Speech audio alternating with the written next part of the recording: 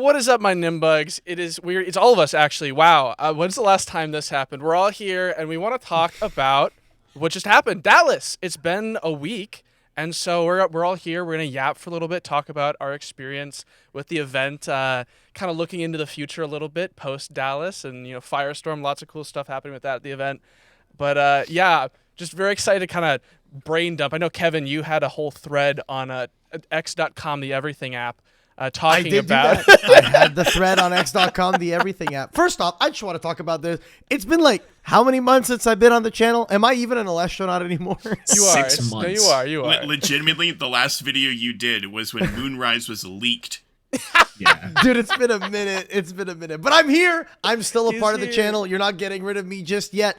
But no, I did make a thread about the event because I thought there was a lot of really cool things that happened with the event. I thought the event was honestly a smash success, but I think there was also a couple of things that I wasn't super happy with and a couple people weren't super happy with. And I think it's important to go over those things and talk about all the good things, all the bad things, all the mid things, and just talk about, what needs to be done again and what needs to be done better, Yeah, so we should let's start with the good things, because I think there's a lot of good things in your thread.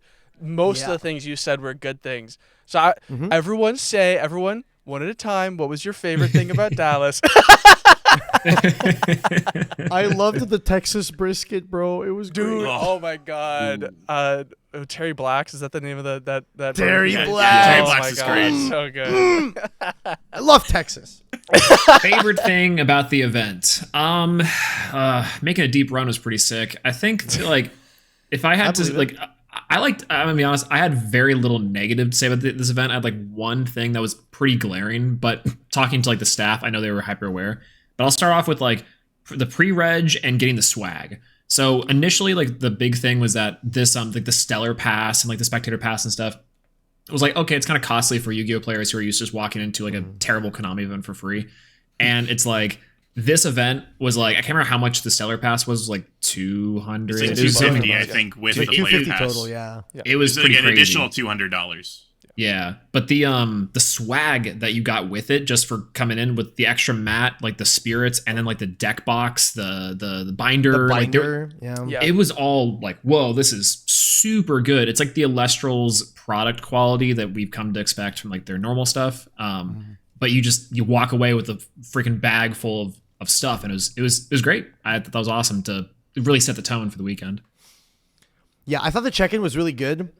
Checking in was super easy, and also just the way the tournament was run was also really easy. The way that they used the what's it called? The Play Network, the card.io, fantastic for running the tournament. You literally checked in, you just showed up and all that stuff, and then for the rest of your time there, you just do everything on your phone. You want to drop from the event, drop on your phone. You want to enter a side event, enter the side event on your phone. Check your pairings on your phone. Report your score on your phone. You don't even have to talk to anyone. It's fantastic. It's actually amazing. I thought it was so good because due to the use of the card.io platform, there was just no downtime in between rounds. I don't know if you guys realized, anytime time was called, the next round was up maybe at most 15 minutes later. Unless there was some round that went crazy long into time, but that maybe happened one singular round. But the rest of the time there was no downtime. It was genuinely fantastic. The tournament went smooth as butter. Yeah, especially compared to other events that I know we've all kind of been to in person. The downtime between rounds is sometimes, especially in rounds 1, 2, 3, is really rough. So having everything resolved within 5 to 10 minutes felt like a breath of fresh air.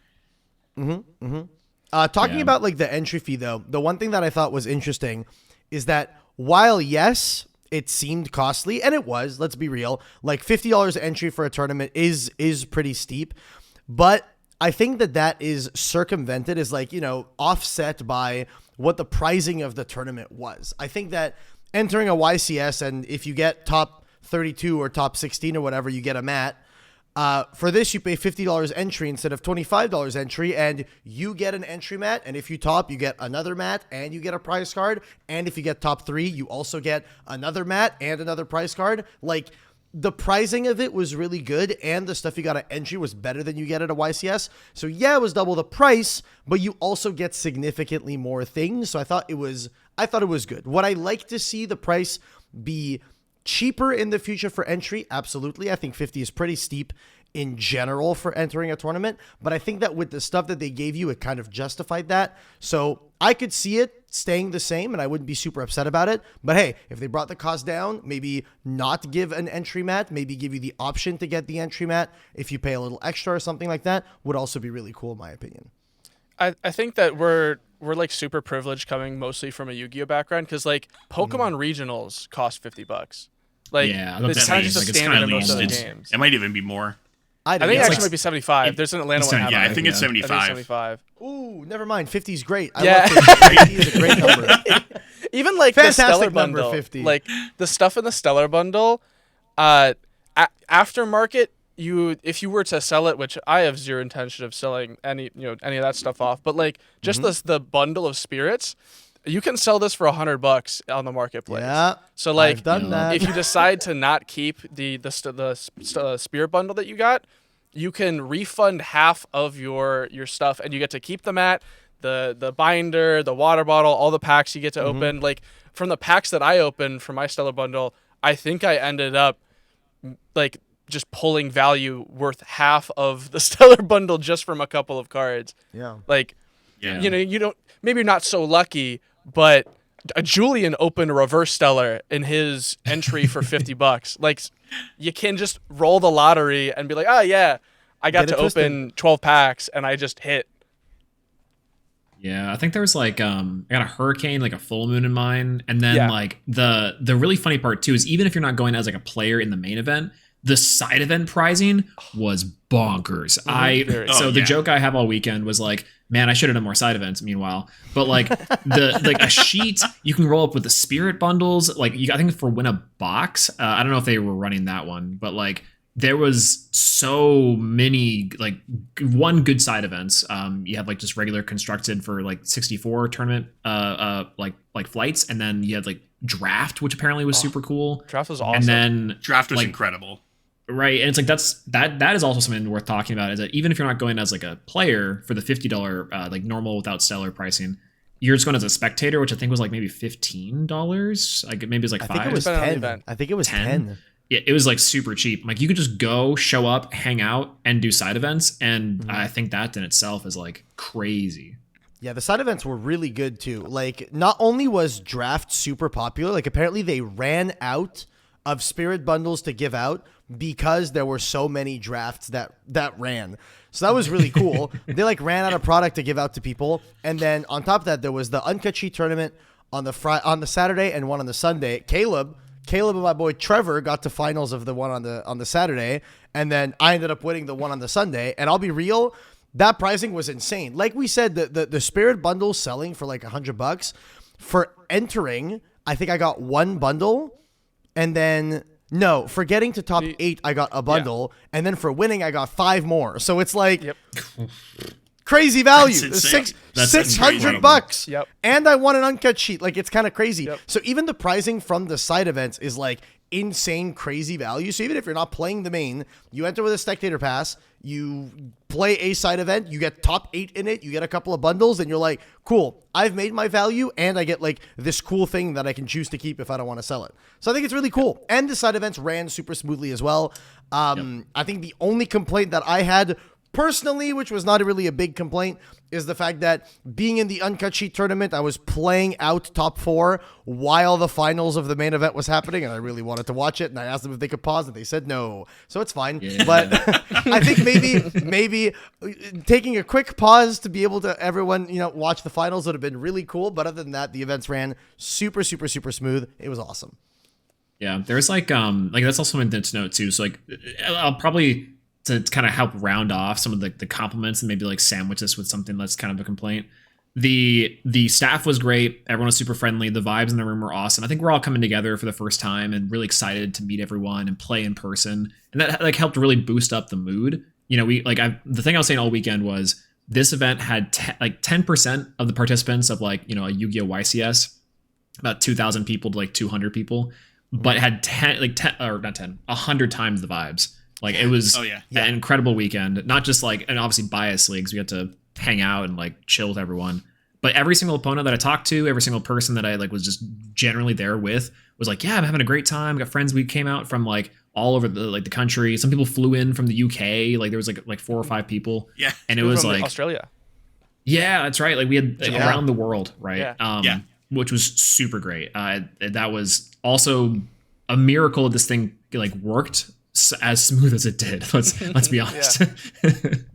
Yeah, I think talking about the vibes, the really crazy thing is like you go to like a YCS or like a Yu-Gi-Oh regional or something, and it feels sweaty. It feels super serious, and it feels like a lot of people genuinely feels like a lot of people don't really want to be there. Versus this tournament, like just being in the room put a smile on my face because it genuinely felt like everyone that was there was so fucking happy to be there. It was unbelievable.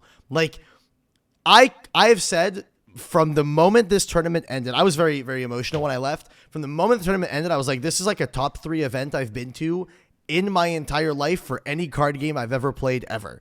And genuinely, for this having been the first tournament that they ran, it was absolutely phenomenal. And if anyone watching this video or anything like that is like remotely interested in playing Elestrals or going to a tournament that they're actually going to enjoy and have a great time at, I think whenever the next tournament happens, I urge you to go because genuinely you do not know the vibes until you're in that room and you feel it. And the vibes were absolutely immaculate. It was genuinely insane. No glazing. I'm not glazing. I'm just saying. You're allowed to. Brother, You're allowed to. There's nothing wrong with that. I am not glazing. I'm being I super will. dead ass.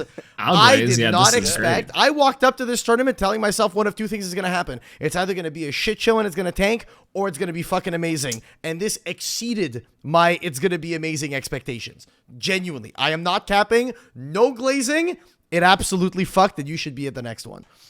Yeah. If any of the next ones or any other events are half as good as this, forever I'll go to them. Oh, yeah. I will be there no matter what. 100%. Like I'm not every missing single an event ever. Do you want to like, contrast the amazing fun times with like some of our less than stellar unintended opinions? Absolutely. Best event ever. Here's the dog shit.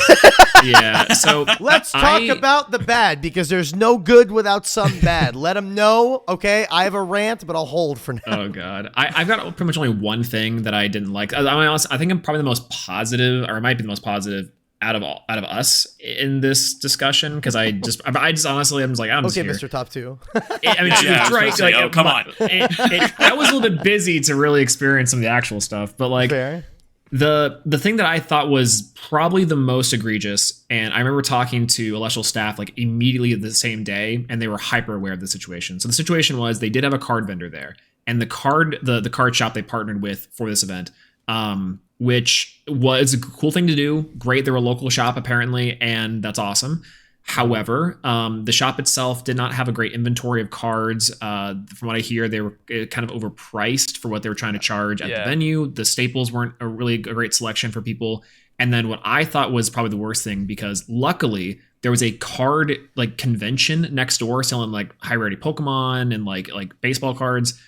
There was no sleeves. There's no sleeves, no binders, no deck boxes at the Elestrals venue. I had to walk next door and ask people for Dragon Shields like that same day because it's in middle of nowhere, Texas, so there's no like card shops. So, that being said, the Elestrials staff, they were like, yeah, that's a big drop ball. We're going to try to make sure the next one that's like inside the contract, like you have to have this stuff.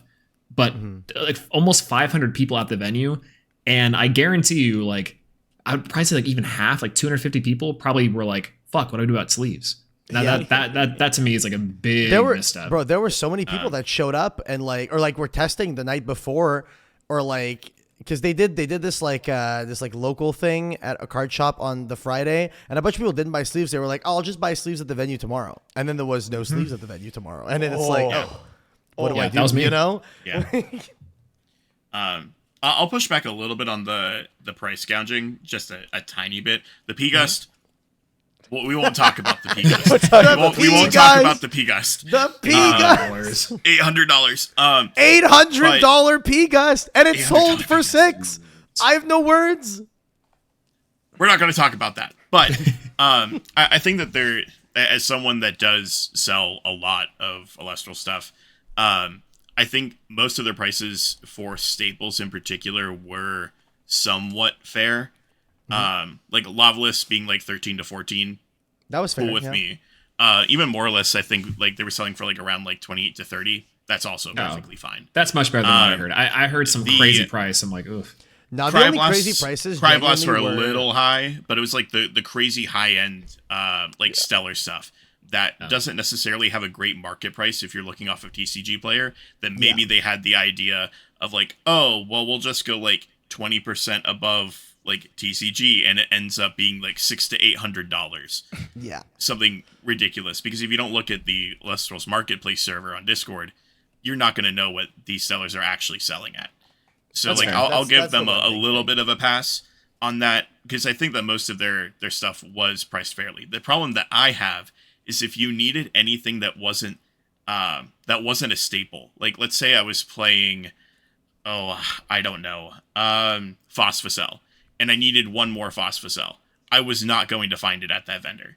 So they only had staples. Like I personally brought more product than I think that seller had. And that's no shade to them, but like, why do I have 5 to 6 binders with me full of stuff to trade, and they have a binder that is not full? That's I fair. know for a fact Sonny had more because that dude brought his entire collection. Yeah, I brought I literally brought my entire TCG Player inventory for anything that's insane. that people Meanwhile, needed. I think I'm the one who traded more than any of y'all at this event. Oh yeah, that's very true. You were hustling. But like people didn't I was really going need crazy. I foils. was going crazy. So well, I mean, like you have stuff that people really want, and like I only have like I was trading regular mostly foils. I was trading Like, mostly it's like nothing full arts and crazy. sellers and stuff like that. So yeah, but I think that was the one thing that the seller like kind of dropped the ball on in terms of card prices, specifically was the more high end stuff. Like when it comes to the price of staples, they had it nailed. It was fine. They had it they had it right. Yeah. But when it came to like full arts and stellars and stuff like that, bro, that shit was so much more expensive than anyone else in the room was willing to pay. Like it was absolutely unreal. And I think that just comes from like a lack of knowledge about the game from the card vendors' perspective. So like I can't super blame them for it. I think the $800 Pigas, the moment they were told, dog, that's like 4x the price of this card, they should have woken up and been like, oh, okay, let's fix that, rather than wait until the last day to drop it to 600 and then somehow it sold. So I guess I don't know what I'm talking about. Hey, you know? are they wrong if it sold? Yeah, they sold. And I I can't say anything. I have no whatever works, bro. Yeah, the big thing I think for this specifically, no sleeves. and No sleeves was the worst. yeah, the no sleeves was rough. This is more not necessarily. If I can give some grace to the card shop, and I think this is more of a handling of like the Elestrals team would need to have like a liaison to more closely be like, hey, here's our checklist for what you should have on this trip. Like if you're gonna be here at the venue, like make sure you have these. Like have like a check-in the night before or like a week before, and be like, hey, just so we're on board that y'all have this stuff for our players. Like to kind of make sure that the players are taken care of from the Elestral staff end. Because that, I think, from the shop's end to expect, kind of like to Kevin's point, like having the knowledge of that outright, let's say the card shop's kind of new to Elestrals in general, that can be kind of challenging. So in some cases, I think this is on the shop's end to maybe just have some generic stuff and to like be a little more knowledgeable, be more prepped. But also from the Elestral staff side, they probably need to have like a liaison that is like on the card shop, like pretty consistently to be like, hey, these are the things we need from you. Please. You also need more than one vendor, though. Exactly, that's what I was gonna say. Beyond that, you also have to have more than one. It's awesome that it's a local shop, but like there are plenty of shops that I think that would even travel a few hours to have the opportunity to vend this product to people that play the game. Bro, I think if the staff told you, hey Josh, what if you didn't play but we'll give you a vendor spot, you would probably take it. You consider it. Sonny would take it in a heartbeat. But no, in a heartbeat, I know Sonny would take it. You know? Yeah, I think it's a little difficult with stuff like that though, because again, not a brick and mortar store. It's different. I just think the big thing is it's important. I would much rather to have. I think it's important to have 2 vendors at least, just because If there's only one vendor, they can set their price to everything to whatever they want, Exactly. and there's no competition. If there's two vendors, then they are both incentivized to give the player base the best possible price they can on any of the cards, because they want to not have the player just go to the shop that's directly next to them and pick things up for cheaper. So they're incentivized to have a competitive pricing with each other, which at the end of the day is best for the player base and is good for both shops, because it means that if there's more product in general, there are more people that are bouncing back and forth between the shops sell more cards, make more money, and the players get the best price possible. Just overall, it's a win-win for everyone if there's more than one shop attending. So I think that's an important point, is just they would need to have at least a second shop show up and have both of them know kind of, pricings in general for Elestrals cards, and also, know about the game in general. I think this is a really easy fix too for the next event. Yeah, absolutely. That takes almost no effort. What I don't think I've actually heard this yet, because I know that we're gonna hold off on the Kevin rant for a second. Caleb, did you? I know you had a lot of positives. Did you have anything you were less than stellar with? I know you were actually pretty cool with this one overall. Yeah, there's very little on my end. I think that the location of the venue kind of sucked for people that didn't happen to have a car, especially when they had an event that was 40 minutes without traffic away at the Lone Star Pack Breaks, and they had a bus going there. But if you were in the last 2 rounds, I believe, of the event on day 1, you just couldn't go on the bus because it left in the middle of round 7, I think. I was still finishing out my second to last round of the win a sheet that I did. I was like, I want to go. I guess I'm going to have to find one of my friends, because I drove in with Julian from Georgia. It's like, I hope he wants to go, because that's my ride now if I'm not making this bus. It's it was unfortunate timing. A part of it is we started half an hour late, but also it was then an hour and a half later that the last round ended. So it feels like it was kind of awkward planning, awkward timing. It was an almost hour away with traffic trip to the card shop, which kind of sucked.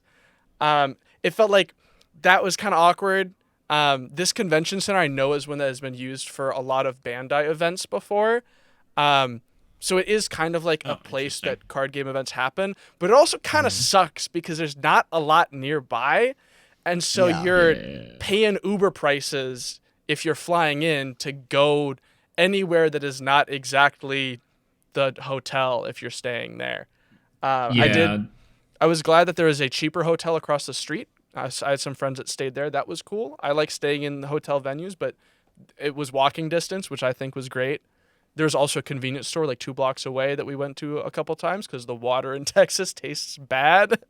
Yeah. Whoa, wait a minute. The water here is full of gunpowder. Not fluoride. I need fluoride in my water. I'm sorry. I'm a woke liberal Yankee. Yeah, I think in general, I think the venue was very good. I think the location of the venue, not so much. Yes, I agree. Yeah. I can actually, so it's really weird. So I remember telling people this is not a secret anymore. I live in North Texas, and it's in Dallas specifically. I commuted to the venue back and forth every day, and it wasn't that bad. But the thing is, I kept on telling people for weeks, they're like, Swole, what do we get to do around there? And I'm like, in the specific area of Mesquite, Texas that it was in, it was chosen for a couple of reasons. Obviously cost, for previous events, and for reputation. It was a good venue, but the location of it in that specific area of Dallas, Texas, is heavy under construction. So getting from the airport or getting back and forth in the card shop, there was massive road closures, and it's been like that for months and months.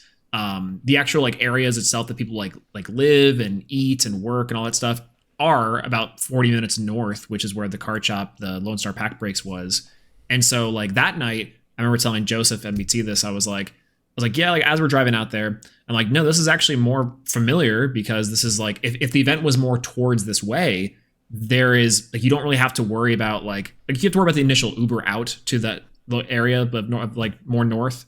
But there are plenty of restaurants, plenty of bars, plenty of there's card shops nearby, other local stuff. So that I think is it's half a drop ball, because again, like Kevin said, the venue was good, but just kind of in the middle of nowhere. But I mean, it's a place that card events have been held at before, so I don't blame them for going there. Yeah. And from what I heard, it was also a cost thing because the other places they're looking at were more premium. So like, Yeah. I think that it's an acceptable thing, and I wouldn't hate it if they host an event there again.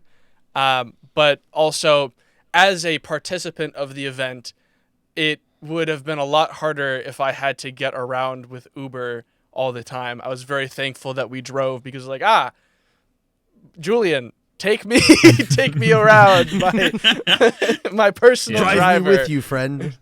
Yeah. No, listen, even like 30 minutes away, I'm staying at the venue next time because oh god, that back and forth was rough. Well, also from what I I heard can imagine. about the bus, by the way, the one thing that 'cause I did talk to the staff about it, and what they told me was that apparently that was like a huge bust. By the way, it was like a huge flop. They said there was like 10 to 15 people in this passenger bus, so like not even a third of it filled up. And that was mostly due to like the bad time at which it left. But they said it cost a ton of money and it really wasn't something that worked out. So I think next time they're going to be extremely aware of how far they need this location, because I know they intend to do these trade nights. Because I'll be real, the trade night itself was super cool. It was awesome. There were a lot of people there. Yeah, there was It a ton of packed. people there. I did a ton of trades while I was there. It was a huge success, if you ask me. Personally, I would say that trade night, massive success, with the exception of how far it was. So I think that in the future, when booking a venue and things like that, I think the team is going to be hyper aware of location, closeness to any card shops around the area in which they could do a trade night and things like that. So I think this is going to be one of those, growing pains. It'll be fixed for next time, and I have no doubt that that's going to be a lot better whenever they run the next event. I agree. A lot of these, even again the vendor thing, they were hyper aware of this. They're hyper aware of the one thing that I can say from even just talking to the staff like casually throughout this event, like just kind of between rounds, is that like every single small thing or every like complaint that like we've kind of talked about so far, like they were already on the money. They were effectively like having those internal discussions while also running one of the best events that I've ever been to. So it's the fact that like that speaks volumes to how much they are like actively caring about this project and like the future events and stuff. So it sounds like a lot and we're kind of yapping about it, but like it's already being fixed as we speak. Welcome to the Elestrals podcast. Yeah. One thing I'm 20 very minutes in and hopeful out. for, because like this is less of a player experience thing. This is something I think like 5 people potentially are thinking about, and that's the number of commentators they had for the stream. I was a little sad when I found out that I wouldn't be able to be a part of that team. But then I found out there's only 2 people doing commentary, and I said, ooh, never mind. Actually, I'd rather not do a 12-hour day, potentially longer, into a 6-hour day. I'm actually very happy that I was not asked to be a part of this, because if I had said yes and then found out that I was one of 2 people, I would have questioned if I wanted to do that. Because, I mean, Swole, you and I did the very first cast online for a premiere, and that was a brutal 12-hour day, and that included Top Cut. Doing 2 days of that, we're also like Kay and home. Joseph are incredible. So- Oh my god, I feel bad for them. Yeah, like the funny part about that too is that for being at the venue and stuff, like for them specifically as a performer, if you will, being always on and effectively in that mode for 12 hours. Because at least for you and I, it's like, hey, we're gonna take a break, go get some lunch. Like we're remote, so we're like, okay, I'll still be able to be fairly comfortable. I don't have to always like worry about being exactly like we're like not in a venue having to like walk around, have people like come up like, hey, like sign things and all these things, right? Which is great, but also as a commentator for 12 hours, day like round in round out. I know Dan subbed in a few times during the day one, but was also super busy with. This was pretty cool. The gunslinger thing with like the A Drive like challenge card. That's pretty neat. Small side tangent, and we are in the company of 2 other divine holders, if you will. I think it would be kind of cool to have like, and this would be something that I have to coordinate with y'all with, obviously, a like section of the event where you can challenge the people who have divines for like a set amount of time, like a block of time. That's like, hey, if like challenge Josh, Coder, or Dan, and y'all are like sitting at tables next to each other and like doing those rounds. That I think would be kind of interesting to play up as like a small side here to the commentary portion. Anyways, I would love that. That'd be really cool. It'd be neat, right? I think eventually there'd be enough people. I think there are 3v3. Oh, dude, 3v3 would go crazy. For the Divines? Wait.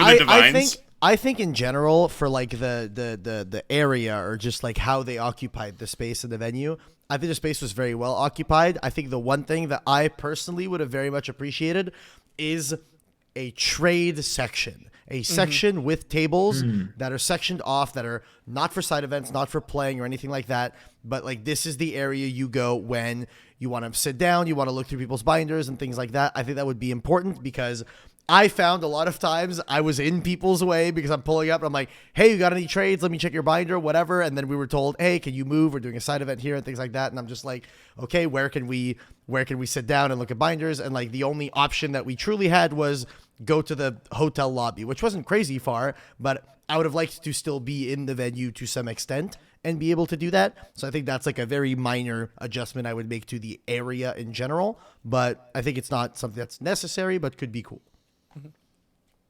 Yeah. That one, so actually, I think I got some insight on that one. I don't know if I heard it from Joseph or it was from staff. That they had a section kind of curtained off for like supplies and for the staff members to kind of like duck behind to do things or deck checks is what effectively happened. So I think that kind of section, like that kind of roped off initially, they could probably expand it a little bit further and kind of like set up some like chill out tables to kind of like you're right, like things that weren't entirely event focused.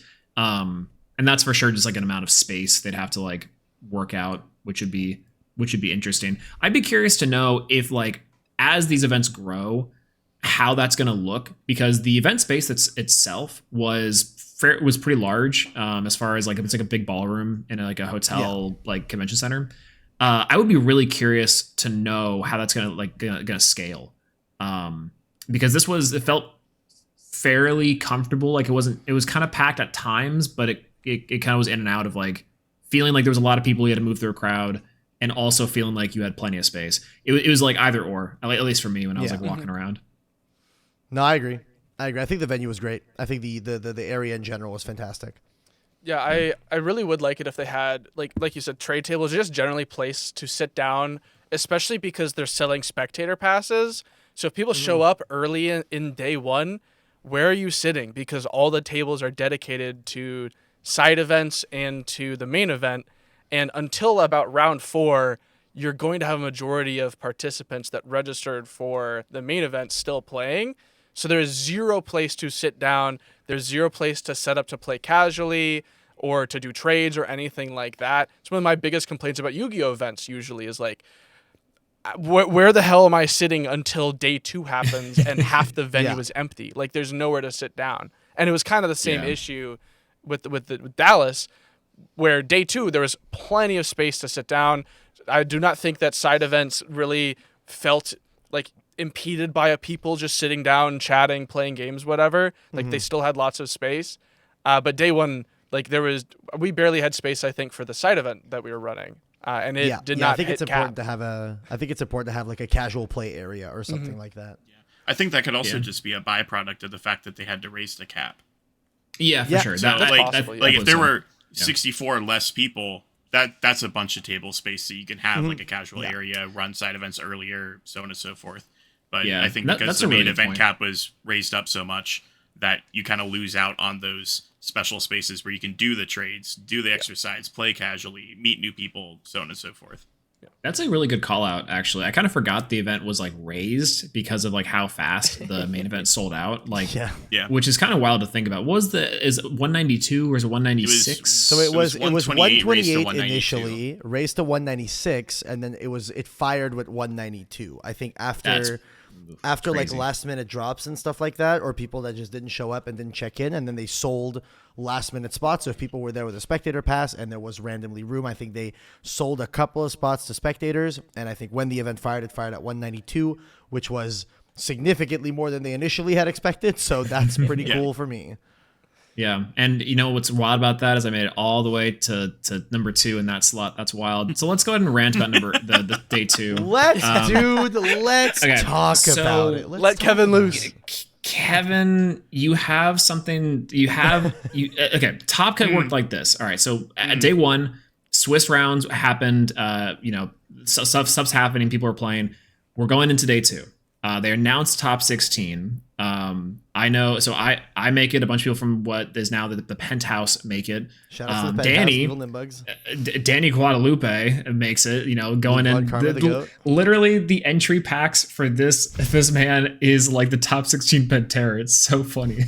That story is awesome if you haven't heard it already. Danny the night before was crashing out about Lunar Aggro, and then it was bad.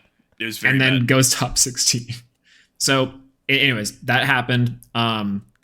Kevin, Josh, Trish, and what was Alex Super Insane? Were they even in contention for top 16? Alex they lost the last round. Alex X3. was X3. Yeah. Oh, okay. So like everyone else bubbled or had like really early knockouts, like going X2 or X3 like fairly early. Yeah. Now the names are being announced. Kevin, I'll let you in there. Let's talk about it. Yeah. So the structure of this tournament with 192 players was the following: 8 rounds of Swiss, top 32 get like prizing. I'm gonna be super real. The prizing for 17th through 32nd was just a couple of packs. It was kind of embarrassing.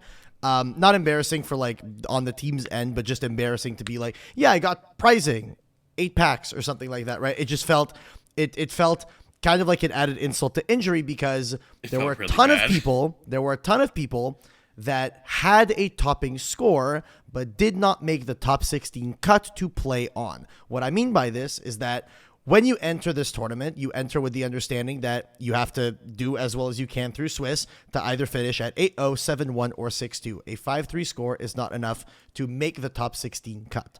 So if we look at what the bracket was at the end of the Swiss rounds, there was one person at 8-0. Shoutouts to 6. Go the Blistrix player. He crushed it. 8-0 during the day. Then we had 6 players end at 7-1, meaning that the top 7 players all had a guaranteed spot. And then every player from 8th to 16th, or should I say 8th through, I believe it's 28th, from 8th to 28th. Was that 19? No, 8th to 29th, sorry. There were 19 players that had a score of 6-2, and of those 19 players, only 9 of them secured a top 16 spot, and the other 10 bubbled out due to tiebreakers. Now, tiebreakers are something that are completely out of your control. There is nothing that you can do to impact your own tiebreakers other than win 2-0 instead of winning 2-1 against your opponent, but that's like the third most important tiebreaker when they determine your tiebreakers. The real thing that determines your tiebreaker is how well the opponents you played against in the tournament did in their other rounds. So basically, what this means is that if you start out your tournament going 1 wins, 2 losses, and then you win out the rest of the day, you still do not have a chance to make top cut because your tiebreaker will never be good enough if you start 1-2 to finish in the top 16. Now, the big complaint that I have about this is that it feels really shitty to have the same score as, half of Top Cut, but you're not allowed to play Top Cut because your tiebreaker is 1% worse than the person that got 16th place. You know what I mean? Josh bubbled out at, I believe, 18th. I was 20th, and it just felt really bad because we did as well as those other people that made it in at 6-2. A proof of that, Swole made it in at 6-2, ended up getting 2nd place. Bo, shoutouts to them, went 6-2 as well and won the whole thing. So it just goes to show that the players that went 6-2 are equally as capable to win the whole thing as the players that went 7-1 or 8-0. Now, the solution. What's the solution here? Because the problem that we are presented with is that we have 10 players that are essentially screwed out of making it into Top Cut, Josh, myself, Trish included, and it really felt bad. So how do you mitigate this and make it so that it doesn't feel bad? And the solution, my friends, is asymmetrical Top Cut. Are you guys familiar with the concept?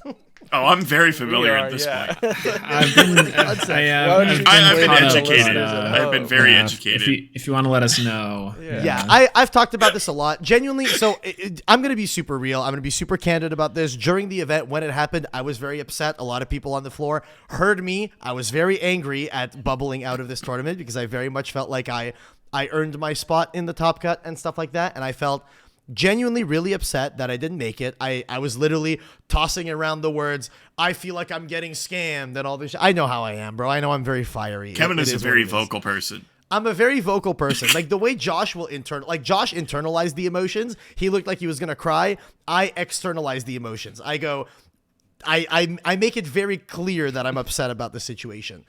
But what asymmetrical top cut would do is that it creates a top 32 bracket that includes everyone from first to 32nd seed, but then anyone that doesn't have a topping record for top 16, meaning everyone that is at 5-3 or lower that makes it into that top 32 bracket is instantly eliminated. So what this creates is it creates a top 32 bracket where the top players of the tournament, the players that finished at 8-0 and at 7-1, get given a bye directly into top 16, guaranteeing them top 16 anyway. And then all the players that are at 6-2, every player that has the same score, by the way, they're all at 6-2, end up playing one additional knockout round to qualify for that top 16 spot. So what this does is that instead of screwing over some people that might have a bad tiebreaker, it instead gives everyone at 6-2 not only the chance to play in top 16, but it also doesn't leave people at 6-2 or at like 1-2 or 2-2 early on in the tournament having to question, should I even be continuing in this bracket, or should I just drop and do side events because there's no chance that I can top? Is there a chance that I can top and stuff like that? And it feels even worse when you do something like Trish. Trish went 1-2 into 6-2, one out the rest of the day, and ended up not topping. And the entire day he was like, I genuinely don't think there's even a remote chance that I top because I went 1-2. So the concept of asymmetrical top cut just allows for everyone that has a topping score to then play that one extra round to fight for that top cut spot. And the only real concession that the team would have to make for this is that they have to find time to fit one additional round in the tournament, which I think can be done on the morning of the Sunday. You start the tournament maybe a half hour earlier and you make it so that, so the people that went XO and X1 get to sleep in because they have the bye directly into top 16, so they can show up an hour later. They're rewarded for having performed really well all throughout Swiss. And then all the players that are at X2 get to fight for a chance to play. And I think it creates some really crazy storylines, So I think there's just a lot of benefits to the asymmetrical top cut, with the only real downside being that your tournament maybe runs 40 minutes to an hour longer. The point of like the starting with an X2 record, that's what happened to me. My first two rounds, 0-2, my round one was versus Bo. Like the guy that won the whole thing was my round one. My tiebreakers would have been crazy if I played out because he was my round one. And so I went 0-2. I'm like, I'll play until I go X3. I win my next two, and I was like, I could play the next four. I could do my absolute damnedest to win out from here and have a potential to top, but it's unlikely because I know my tiebreakers will probably be bad from losing early, even though I'm pretty sure both the guys I lost to ended either X2 or X1 in the case of Bo. So it's Bo like ended X2. Bo ended X2 after day one. X2 or I think my round two was ended X2, maybe X3. But both of them were very good players. My tiebreakers would have been good, but it's like it's still a risk because I started X2, even though I could win out. So I went and played side events, and I won out over there. So technically, I won. my wins for the day could have gotten me a 6-2. But the thing is, I think if you started 0-2, there was a legitimate 0% chance that you make the top cut. Your tiebreakers probably wouldn't have been good enough because every tiebreaker you have is X2 or worse at that point. Sure, that is like the main issue afterwards. It rarely matters if the people that you lost to early have incredible records. It matters that for the rest of your day, you're playing up against other people that are also X2 or worse. Yeah. And that's what kills you run. It's not how well the people that you lost to did. It's about how bad the people that you beat did. Like Swole, Yeah, for that's example. What rounds did you lose in Swiss? You lost round 6 and 8 or something? I lost round 5 and I lost round 8. So I lost the very last one, which honestly, if they had taken care of business, shouts to Architects for giving it to me on Hurricane Beatdown. Josh probably would have topped because his tiebreaker would have been better. And then I lost legit. If you won the last round, I topped. Yeah, and that's like again the 0.001% difference for it. Yeah, I don't know. I have such like a weird like it's not that I'm opposed to a top 32 bracket in general, but at that point I'm just make the top cut top 32 and then like have pricing separated out by that point because like the extra hour that you'd have to spend in the event total, whether it be the day before or the day after or the day before, is a lot for like the event and for the staff and for the players, deck checks, like ruling shenanigans otherwise. And also, I don't know. I don't think I've ever had a problem with like events generally that just kind of play out as they are. Like if I'm as a player, if I have a target that I have to reach, I got to perform. And that's like about it. Like that's kind of unfortunately that's like the how I see like the truth of it is that if it's asynchronous, cool, I'll play it. And if it's not, I'll be there. Like it's kind of I mean the big thing, right, is you say there's a target you have to reach and you just have to perform. Respectfully, I performed as well as you did in Swiss. Josh performed as well as you did in Swiss. Like losing early or losing late doesn't necessarily mean that you performed worse because you can just have a bad RNG round that just like happens, you know. And I think the idea too, like I didn't even lose late or lose early. Yeah, he lost to you. Like Josh lost 4. To Swole, and then he lost round 4 or 5. Yeah, it was back to back, and that was the problem. That'd be it. Yeah, it's like that's early. That's early enough, right? I mean, like Danny went 5-0, 6-0, excuse me, and like that's also kind of the Well, then lost the next 2, which is kind of the point though. It's like even the early or losing earlier rounds will always just be more risky. Like just as far as like your general score goes, even if again tiebreaker for Bo or for 6, for example, or for myself, again if I go 7-1 there, Josh tops it, which means that I had a crazy schedule all day, and that end up did matter, right? Like the crazy run for someone who is making it that far and will actually matter for some people. Versus I just don't feel like it's fair to be like, yeah, their schedule was harder, but it's like you don't have control over who you play. You just play against whoever they pair you against. So at that point, it's like it's out of your hands. You do kind of have control though, to some extent, right? It's like you won or lost to certain people. Yeah, and there's also like 5 different tiebreakers, right? The 5 different tiebreakers only opponent. The first one is the only one that matters. Yeah. Yeah, I guess what I'm trying to say with that is it only goes to the other one if there's a tie for your tiebreaker. Right. I guess I'm saying like using that data to kind of like also explain like strength of schedule is also kind of it's that one's low on like the terms of like actual tiebreaker, but that to me also like pairs what Josh you're saying where it's like you can have a really strong opponent or a really weak opponent, and it's like if you have a quote unquote like weaker opponents and you're losing to them, even if it's like your X3 or X2. Like that early or that late, that can also make like the difference, right? Yeah, I just think the concept of making the top 32 bracket and eliminating all the X3s to make it so that it's like, yes, every X2 plays for a chance at top.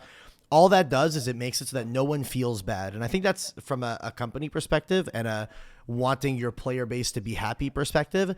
I think the idea of telling people at the start of the tournament, every X2 will have a chance to play, and all the X1s and XOs will get a bye into the top 16.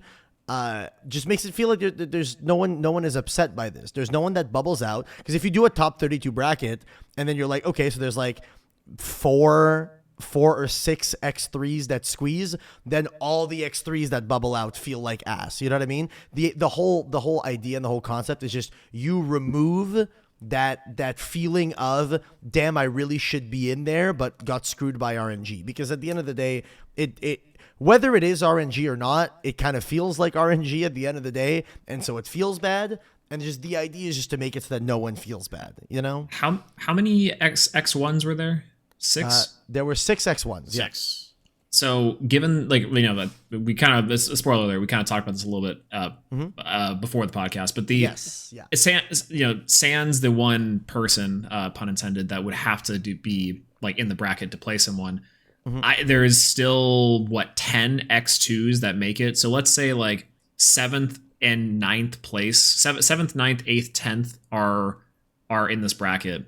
I think what the problem is pairing wise, as far as like satisfaction for player, is that like your 10th or your 8th place overall in this entire tournament, like 200 people, and now you have to do one more round. Again, if that's the rule, that's the rule. But then you just lose to whoever you're seated against, like 28th, and then it's like, oh well, my whole entire day of doing well or otherwise didn't matter, right? But the 8th place person that plays against like 27th have the same score. That's the thing that really, like, at the end of the day, it's like if you're playing an extra round of Swiss, I guess, sort of. You know what I mean? Like, it's, you have the same score. There is just one person that is being told, yes, you're allowed to play, and one other person that's being told, no, you're not allowed to play. And what determines that? Some random algorithm that just goes like, yeah, so you got paired against this person, person got paired against that person, and because you got paired against the wrong person at random, you're not making it into Top Cut, you know? It just feels bad. And like, I'm not, at the end of the day, I don't want to like be complaining because at the end of the day, it was what it was, and that's how the tournament was and everything. I'm just saying that moving forward, I would like to minimize the amount of people that feel like their tournament experience was negative due to something like this. I know that Josh felt a very negative way about bubbling out. Like it made him feel very sad. It didn't mean that he didn't enjoy the tournament, but it definitely probably put like a big black spot on this like otherwise spotless tournament that he really enjoyed. For me, it definitely felt like that as well. For Trish, I know it felt like that as well. And like, yes, at the end of the day, are we going to implement like a whole new system to appeal to 10 people that bubbled out? Maybe, maybe not. At the end of the day, like, is the overall enjoyment of those 10 people something that is worth making a change in the system? Maybe. And that's just something that I'm throwing up in the air, that if the team wants to, you know, think about and discuss and be like, maybe it is worth it to them, maybe it's not worth it to them, that's on them at the end of the day. It's just something that I feel strongly about because it definitely made my tournament feel a lot less enjoyable, especially in that moment. Other than that, I think everything else went great, but that was like a really big like blemish on this tournament from my perspective, and I would have loved for there to be something in place that doesn't make me feel that way. And that's just what it is at the end of the day, you know? I feel like the biggest thing that you have in your favor is the fact that I think the Pokemon TCG or VGC does this exact thing. So They do, yes. It is in practice already. It does work for a company, a large game, so it could work here as well. It's just up to if the team decides it's valuable. But it's not like you're entirely a crackhead here or some guy that's just really angry about not topping. Like it, and you came up with some way. This is how Bernie can still win. This is how Kevin can still top. This is how Coder can still win Dallas. I know it's 2 weeks ago. I can still win. So like, it's not like you just pulled this out of your ass out of nowhere. This is a real like system that exists within this exact same space as well. It's just if it's something that is desirable for the team, and if they want the extra 50-minute round tossed into their schedule, whether that's an extra round of Swiss on the first day, probably not, or if it's an extra round of Swiss on day 2 that now they're adding on to the docket. Yeah. Like I'm not trying to do mental gymnastics here to be like I should have won the whole tournament and I didn't because of this. That's not at all what I'm doing. I'm just trying to I was just like, this was an unenjoyable experience in this moment because of the tiebreak system. How can the system be different so that I and others would not have felt this way? And that's just the best solution that I found, and I proposed it to the team, and whether they want to implement it or not, that's on them at the end of the day. I have no qualms either way. I think it's fine. But I just think it's an interesting discussion to have and to talk about. And that's the Coder rant of the day. Coder rant over. Over. It's I didn't even yell. That's crazy. So speaking of other surprises from Top Cut, I have to not read these notes. Thank you. Outside of the jump scare that is bubbling, the tragedy of bubbling, Okay, so decks and Top Cut, we had a couple of Tornagens, we have a couple of Blizz Tricks, we had a bunch of Lunar Aggro, we had, which I know Trish wants to put the Earth deck that we piloted to Lunar Aggro. I don't think that's entirely accurate. So no, the Lego deck, right? Like, so Lunar Earth Aggro, and then Bo's Artifact list is kind of the big standout here. And 3 fire. Heal There was top. 3 fire. And 3 in fire. Top Oh, yeah, Cut, there's which 3 was fire. crazy. Heal top. Fire was surprising. Heal control with Julian. That's right. Important, very important, because a lot of the decks knocked out the Blizzstrix players and also some of the Tornagen players. Very, very funny. The classic still remains. I think the elephant in the room is obviously Argo stuff. Argo and artifacts. I've been seeing it everywhere. People are testing with it. They're like, "Oh God, this card is good?" Yeah. Bo happened to get Bo is an incredibly skilled player, has been piloting this deck for months, and it's so funny that it is the perfect storm of these cards are well equipped in the meta, and also Bo knows how to play these things like the back of his hand, and that was really cool to watch overall. Outside of Blizzstrix just not making it, I was happy about that. Sorry to Six and to I think it was Akshar was the other top Blizz players. Patel, yeah, but I'm I hate that deck. Oh, I hate Blizz so much. Well, okay, so shout out to Akshar for that's playing my interesting- Blizz list. Let's go. One thing that I found was really interesting is that it kind of proved the theory that we had with the deck that we played, with the exception of Caleb. Obviously, Caleb was playing heal. Swole, myself, and Josh all played similar variants of the Earth Lunar list. And the theory that we had with that specifically was that we were going to go into this tournament being okay, we're going to try to outskill our opponents as best we can and play whatever deck is most consistent. And we found that this deck was one of the most consistent possible strategies we could play, as opposed to decks like Tornagen or decks like Blizzstrix that are very high ceiling, very powerful when they get going, but do, kind of lag behind in the consistency department. And I thought that it was interesting that the Top Cut kind of proved this, because despite the fact Blizz went 8-0 in Swiss day one, they lost out. Both Blizz lists lost out in top 16.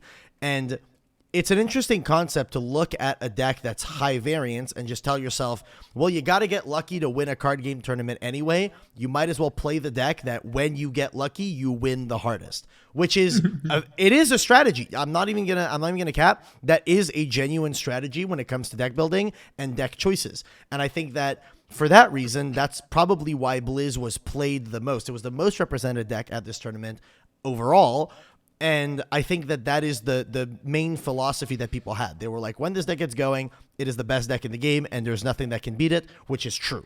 However, I think that with a long tournament like this, consistency is more important than having a high ceiling with high variance. I think that's why decks like Blizzstrix and like Tornagen didn't have as deep a run as decks like Bo's Artifact deck, your Earth deck Swole, and even the heal deck. Julian made it to top 8 with the heal deck and did a fantastic job with it. And we saw a lot of the Lunar Aggro deck as well make it to top 8, which is also a very consistent strategy as opposed to stuff like Tornagen and Blizz.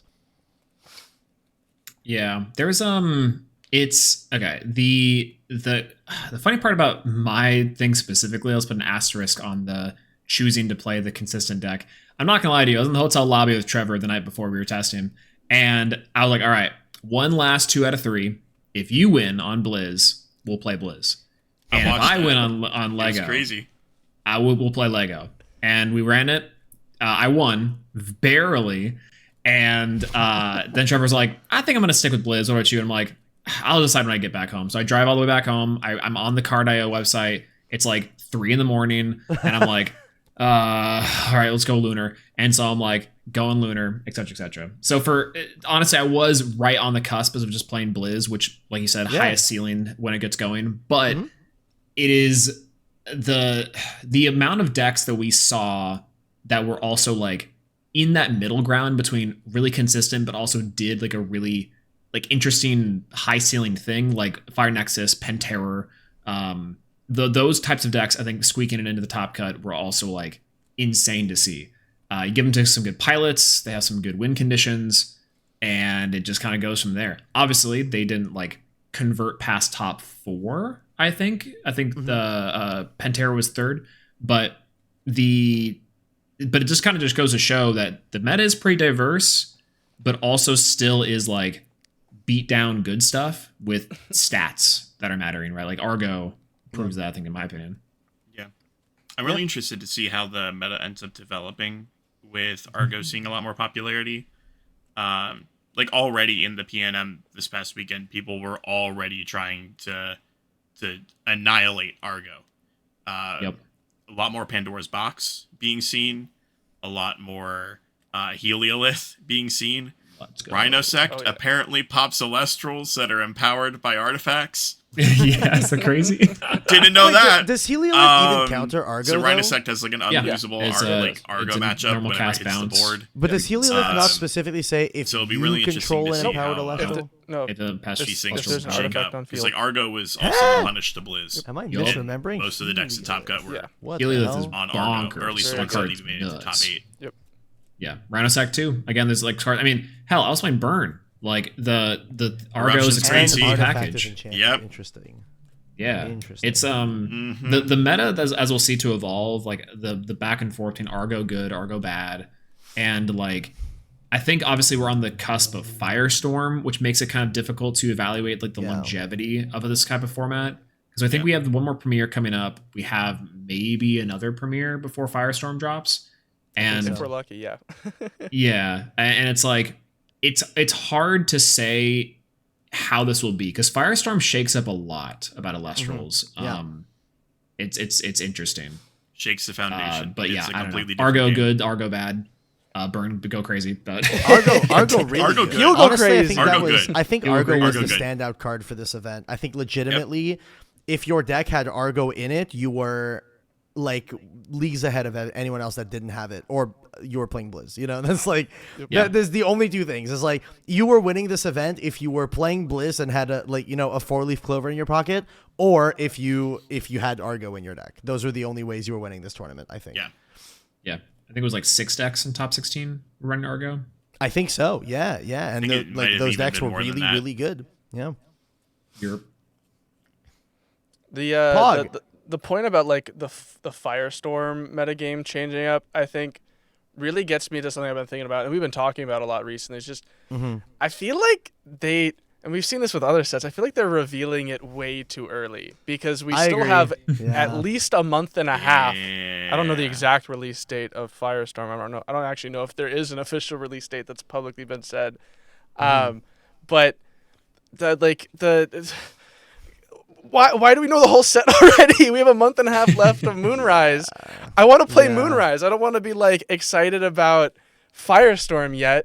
Like I'm already like, all right, yeah, I'll play this deck and this deck. I want to care about making heal better, and I want to care about tweaking it, but I can't play in the premiere this upcoming weekend. And so like I don't think there's an event for me to care about testing for, because I think Firestorm will just happen before the next premiere can happen. Like it's very hard to stay invested in wanting to test for this format when all the new toys, they're like right behind the glass. I can see them. I can lab out lines in my head. You can hold I know them. what lists You look got like. you got a bunch of those cards at the tournament in Dallas. They were just handing them out. Yeah, everybody I got got them. a They're pack, sitting so in the everybody stack was over trading there. Firestorm cards. Yeah. Chimera! So you already have some of the Firestorm cards. One big thing about that, I'm in another Discord server, which is like the Toronto group of players, and in that server there are more people testing Firestorm with proxies than people testing for the premiere that is this weekend that I know they are all playing in. So I know they're playing in the premiere this weekend, but they're testing Firestorm. Like it's just kind of crazy. I would much prefer if for the Firestorm stuff, like them handing the stuff out in Dallas, I think they shouldn't have done. I think if anything, they should have started revealing cards in Dallas leading up to Firestorm's release rather than close out revealing stuff in Dallas. Like, what is the point? Like, you're playing a tournament that is in the Moonrise meta. Why are you revealing everything for the upcoming format, I feel like that just takes away hype from the event and stuff. You know what I mean? And it's not to say Dallas wasn't hype, but I think that there was a lot of people that were like, Firestorm, Firestorm, Firestorm, Firestorm. And it's like, bro, we're in Moonrise right now. We're at a Moonrise tournament right now. It's the biggest Elestrals tournament, first big Elestrals tournament in person. Focus on the this right now. You know what I mean? A lot of people weren't focusing on the this right now because of it, you know? It is difficult to balance. Yeah. Because like this kind of, I don't know. I go back and forth on this, whether it's a good or a bad thing, because on one hand, like you want to tease the new set for sales and hype, but it's also just like to what extent you were doing those reveals. And I think that's maybe where I'm like caught up on is I think it's overall good that the Firestorm handout at Dallas was super sick. I think that that could have been an opportunity before to like, let's say for example, they only released like maybe 10 cards from the set as like a couple days of hype video, like 1 week they released like 3 videos. You have like 10 cards that are announced. And then at Dallas, people are opening packs, they're taking pictures, post on social media. Now it's like, yo, like we know like so many more cards. And then it's like, now we're starting to get a bigger picture closer to the date versus like up in like, I think Dallas only had like 3 cards that we had to know. And then now we have the entire set. And most were 4s, I think. Right. And then it's like, it's interesting because I like the decision to do the hype reveals. I think Dallas's way of handing out the packs was super sick. Loved that. Had got the full art Majersa was super cool. And then it's like, but I think in general, we've seen this from Frostfall to Daybreak to now. It's hard as a player to care about the tournaments that are happening now and not just play like random jank because it's like, well, it's not going to matter in a couple days. That's a weird sentiment as someone who like wants to try to take these events seriously, right? So that it's kind of weird. There's got to be a business decision as to why they do the reveal so early. That has to be related to the pre-orders. Yeah. As to why they do them this way. I mean, pre-orders opened before the cards were even revealed. We didn't know anything about the set when they got pre-ordered. Yeah. Yeah. So they did that differently with this set, right? So they did the pre-orders the day 1 of reveals, where normally they do all the reveals and then pre-orders. Yeah. But yeah, there has to be some sort of reason for doing the reveals in such a way that obviously makes us as a player base feel interesting in terms of a metagame towards the end of the previous set. So I don't know. I wish we knew. Yeah. But A Drive at Daniel A Drive. Put Elestrals in the tweet. He'll respond. Hey, not anymore. Not anymore. Love you, Dan. Mwah. this is. It's really sad because like I think that the format right now is in such a cool spot. I think that there's a lot of stuff that is really not determined. Like, I say it's hard to want to care about labbing heal. I want to lab it because I think that there's more to be done for it. It is harder than it would be because post Dallas, I'm like hype the fuck up on this game and on this format, but it's dying off for me very, very quickly. Where it's like, I made a couple tweaks I think the deck needs. I don't really care to lab it that much more, and we've got a new crazy direction to take the deck that we think's way better, but after like doing the theory for it with Julian, I'm like, I don't really care to even play it. Like, you go ahead, you lab it. Like, I trust you, and if it's clearly better, I'll pick it up too. But I don't really care to put that much time into it because like it's just hard to give a shit about this metagame, especially when I'm not playing this weekend. He's playing this weekend, I think. I'm not. Like, I don't have a premiere to prepare for. There's no reason for me to actually be labbing this, especially when if I'm going to be labbing and I am doing theory, it's for future decks. Like, how can I make fire artifacts even better than before? Yeah, artifact goes hard. It's so good. I guess here's like another like thought. I guess like another question. If we didn't know the Firestorm reveals, and we knew like Firestorm was coming and whatever, do you think that even just Dallas being as big and as hype as it was, and that's the thing that we've been building towards for months, do you naturally think that the last couple of premieres of Moonrise would fall off anyway, and this is just like another issue? No, I that's think kind that, of I don't think it would fall off. Yeah, it's like so obviously the webcam premier tournaments are just kind of a different beast overall. We get different players and everything like that. I think as far as like like foregoing attendance and foregoing like people that are in the tournaments, if we're just talking about like metagame stuff and like kind of people prepping and labbing and theorizing, I think Dallas is like the perfect showcase for like, here's real Elestrals. Like sometimes, I mean, even like the PNM, right? Like I rocked up with the Sunburn. People are playing like random like Cryover Brews. Like I think people take the webcam events like not less seriously per se, but they ultimately look at this like, I'm just going to try out something, and it's more often not it's going to work out. Dallas is like one of the first times where players from some of the highest caliber in this game are like seriously looking at and being like, let me see what I can make and test my skill. So I think the premieres after Dallas would be way more focused on, let's try, like, again, the counters to Argo. What are players actually playing? Like Blizztrix was most represented at Dallas, but never before that was the case. So like, is Blizz a problem for like ban lists and stuff? There's a lot of implications Dallas has, and I don't think necessarily indicate like a fall off for the webcam premieres, but ultimately I think change just how we approach the webcam premieres. Right? I think that's kind of the sentiment I have about it. I guess for the rest of Moonrise, right? Yeah, for Moonrise, Firestorm's up until a whole Firestorm, other, a whole other beast. Yeah, absolutely. Like, because that's, if let's say for example, like Dallas had a lot more like Firestorm like preview stuff. Like let's say there's like a side event that's Firestorm exclusively. I think we have like people running towards that, and I think at that point you start to see a lot more players fall off of Moonrise and just not want to do it because they've played Firestorm. Because they played Firestorm. Yeah, once you get the taste, it's gone. Yeah, man, doing the structure deck battles.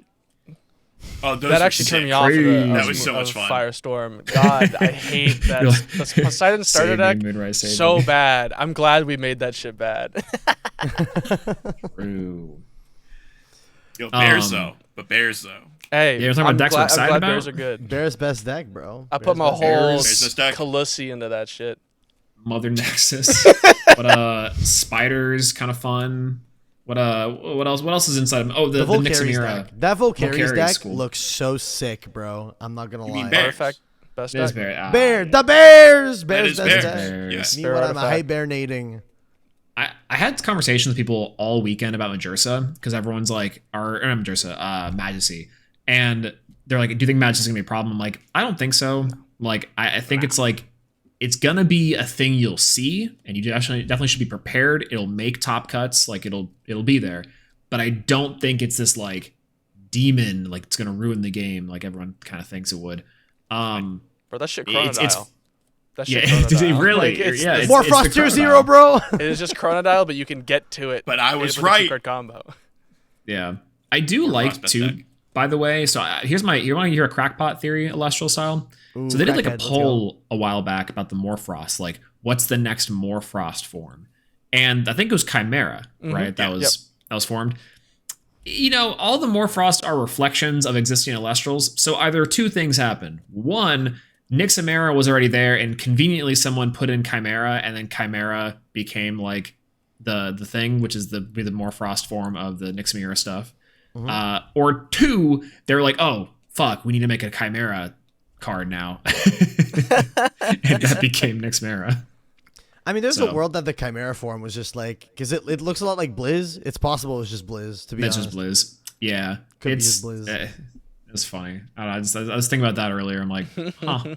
No, that is super interesting. I need more Morfrost. I need more Morfrost. Morfrost. I love you don't. Morfrost. You do not need Morfrost. I need more. I'll win another event with it. I need to play more Morfrost. I know you don't need it. Don't worry about it. You don't need it. Hell yeah. Yeah. All right. So, what would we rate Dallas on a scale of 1 to 10, Caleb? I give it 11 out of 10 Nimbugs. Ooh. Let's go. High score. Kevin? I give it 9 big booms. 9 big booms out of 10. Honestly, the only big thing for me specifically was the negative feeling that I have towards bubbling out is the only thing that I would say is negative towards this whole event. I think all the other negatives that were there were things that were not necessarily things that they could have known ahead of time that would happen, and it's just very small minor things, the venue being out in the middle of nowhere and things like that.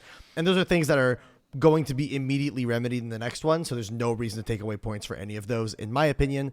So just for me, it was just the bubbling out of Top Cut that made it tough, but everything else was absolutely fantastic. Phenomenal tournament. 9 out of 10. I would go back even if the next one was half as good as this one. Josh, what you got? Easy 9.5 out of 10. Like, genuinely, I think this was probably the most exciting event that I've ever been to for any TCG. What would give it back the 0.5? Where's the 0.5 come from? It's all the small things.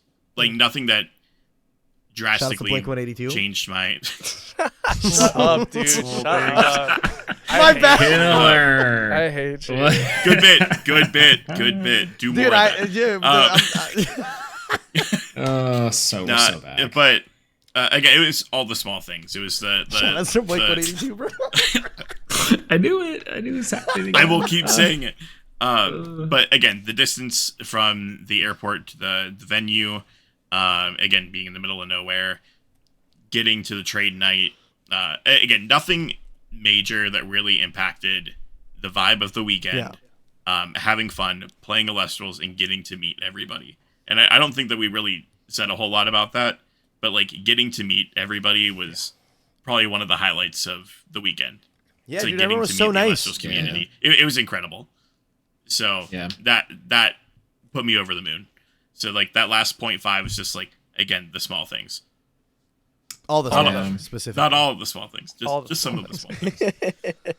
I give this event a passing time clock out of 10. I just really didn't want it to be over, and it was it's funny because, like, to go Josh's point, it's like meeting everyone, like obviously hanging out with y'all, hanging out with everyone that we've like talked to, like Elestriad people, staff members, but even like people that watch us here on YouTube or follow us on Twitter or like see us in the webcam events, like meeting people, asking like, hey, where are you from? Like, how you doing? Like being able to meet people was so cool. And just very heartwarming too. Everyone was great. The vibes were amazing.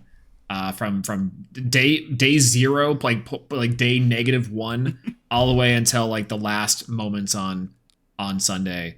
It was just like, wow, what a week. Sad it was over.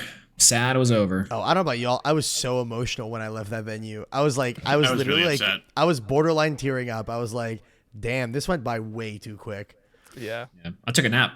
Yeah, you did do that. You did take a I'm nap. very thankful that we got there on Thursday, because it's like, dude, I need every damn second I can get being just in this space. Like, just every waking moment needs to be with my friends, with people playing this game.